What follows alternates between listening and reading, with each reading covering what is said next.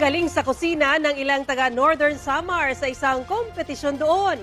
12 home cooks ang nagpasarapan ng luto sa Ibabaw Festival Heritage Cuisine Competition. Ang ibinida nila, mga putaheng tatak Nortehanon na nagpapakita rin ng mayamang kultura ng probinsya.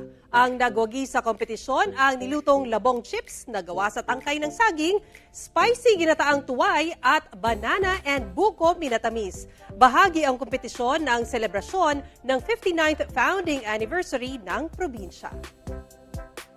Kapuso, para sa mga maiinit na balita, mag-subscribe sa GMA Integrated News sa YouTube. Sa mga kapuso naman abroad, subaybayan nyo kami sa GMA Pinoy TV at sa www.gmanews.tv.